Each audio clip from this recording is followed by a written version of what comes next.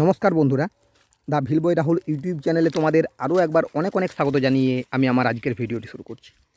বন্ধুরা, তোমরা তো জানোই যে আমি একজন ছাগল পালক, বলা ভালো দেশি ছাগলের পালক, আর তার সাথে একজন ইউটিউব ভিডিও ক্রিয়েটর। ছাগল পালন সংক্রান্ত ভিডিওই আমি আমার চ্যানেলে আপলোড করি। তোমরা আমার চ্যানেল ভিজিট করলে দেখতে পাবে যে আমার চ্যানেলের যাবতীয় ভিডিও সবই ছাগল পালন সংক্রান্ত। আমি ছাগল পালন ছাড়া অন্য কোনো ধরনের ভিডিও বানাই না। আমি নিজে এই কাজটা করি, আর এই কাজটা সম্পর্কে আমি সবথেকে ভালো জানি, তাই এই কাজটা নিয়ে ভিডিও বানাতে আমার সবথেকে বেশি ভালো লাগে।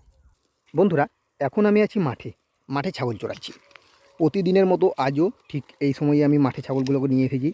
এখন যেহেতু গ্রীষ্মকাল পড়ে গেছে, তাই এখন একটু সকাল করেই আসি। মোটামুটি 8টার মধ্যে ছাগলগুলোকে নিয়ে মাঠে আসি, আর ওই 11:30 12টা এই সময়ের মধ্যে আমি বাড়িতে চলে যাই। আবার ঠিক 3:30 4টার সময় ছাগলগুলোকে নিয়ে মাঠে আসি সন্ধ্যে পর্যন্ত। এইভাবেই আমার ছাগল পালনটা চলছে। যখন গ্রীষ্মটা আরেকটু বাড়বে তখন আমি আরেকটু সকালে আসবো, মোটামুটি 6:30 7টা এরকম সময়েই আমি আসবো।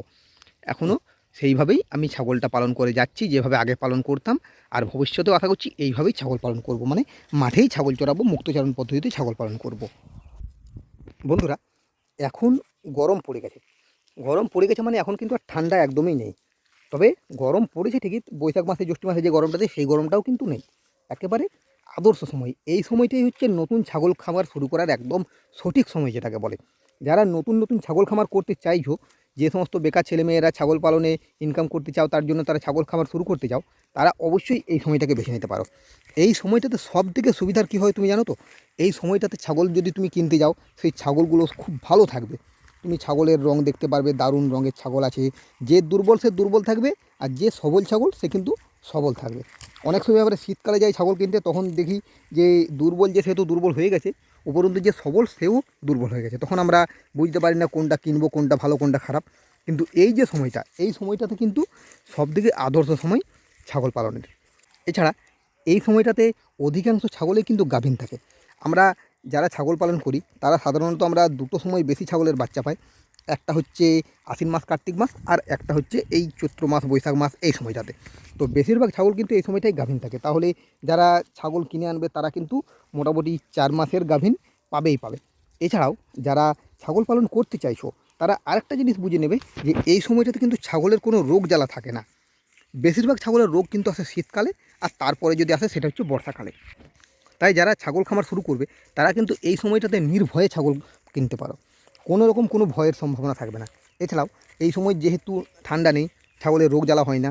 তুমি যদি সেইভাবে ছাগলের দিকে নজরটা নাও দাও, তাও কিন্তু তোমার অসুবিধা নেই। হ্যাঁ, তবে একটা জিনিসের অসুবিধা হতে পারে কি, এই সময় মাঠে ঘাসের একটু সমস্যা দেখা দিতে পারে। যদিও এবছর বৃষ্টি ঠিকঠাকভাবে হচ্ছে, মাঠে ঘাস ঠিকঠাকভাবে আছে, আমার ভিডিওগুলো দেখলেই তোমরা বুঝতে পারছো। তবুও একটা জিনিস কি, ঘাস একটু কম থাকলেও এই সময় কিন্তু গাছের পাতা প্রচুর পাওয়া যায়। প্রতি গাছেই কিন্তু এই সময় তোমরা লক্ষ্য করবে নতুন নতুন কচি কচি পাতা গজায়। সেই পাতাগুলো কিন্তু ছাগলে খেতে সব থেকে বেশি পছন্দ করে। এছাড়া এই সময় সেইভাবে ছাগলের ঘরেরও যত্ন করার দরকার হয় না। বলতে আমি ছাগলের ঘরকে পরিষ্কার করতে বারণ করছি না। তুমি নর্মাল যেটা শীতকালে বা বর্ষাকালে ছাগলের ঘরের জন্য যত্ন করো, সেটা কিন্তু এই সময় করতে হয় না। এই সময় ছাগলের ঘর একেবারে শুকনো থাকে। মানে এক কথায় সবথেকে পরিষ্কার পরিচ্ছন্ন ছাগলের ঘর কিন্তু এই গ্রীষ্মকালটাতেই থাকে।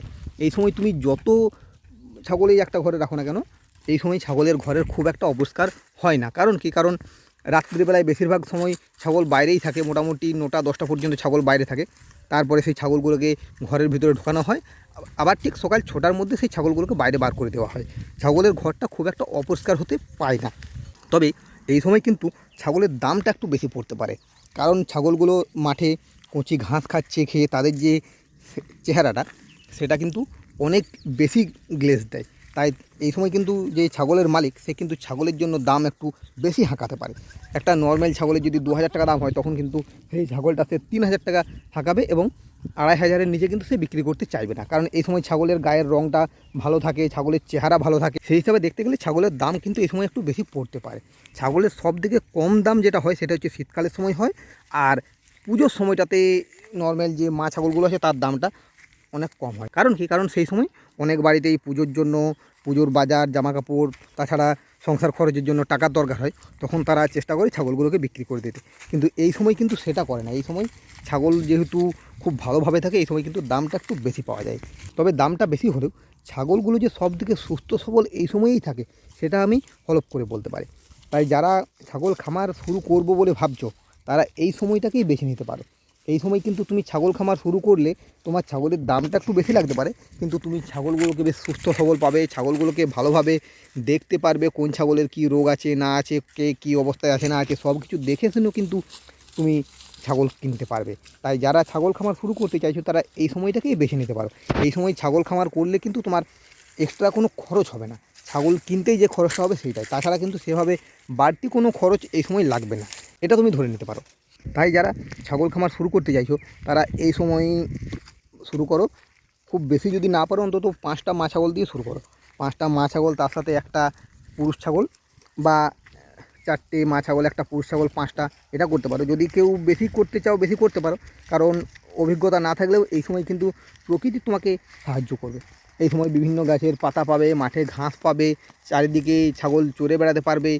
তুমি কিন্তু চাইলেই এই সময় খুব সহজেই ছাগল পালনটা করতে পারো। আর ছাগলের লাভ নিয়ে তো আমি অনেক কথাই বলেছি, আজকের ভিডিওটাতে সেটা বলছি না, পরবর্তী যে ভিডিওগুলো আসবে সেগুলোতে বলবো।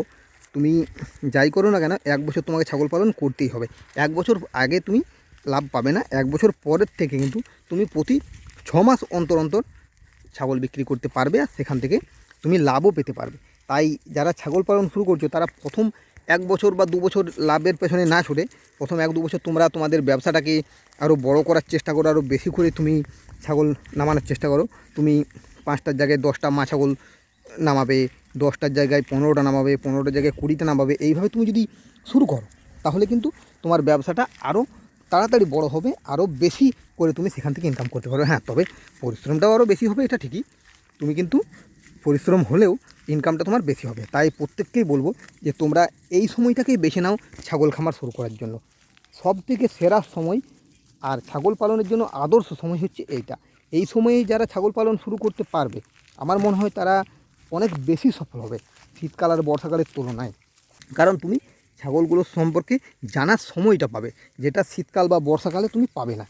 তাই সবথেকে ভালো সময় হচ্ছে এই চৈত্র মাস, বৈশাখ মাস। এই সময়টা হচ্ছে ছাগল পালনের জন্য একেবারে আদর্শ সময়।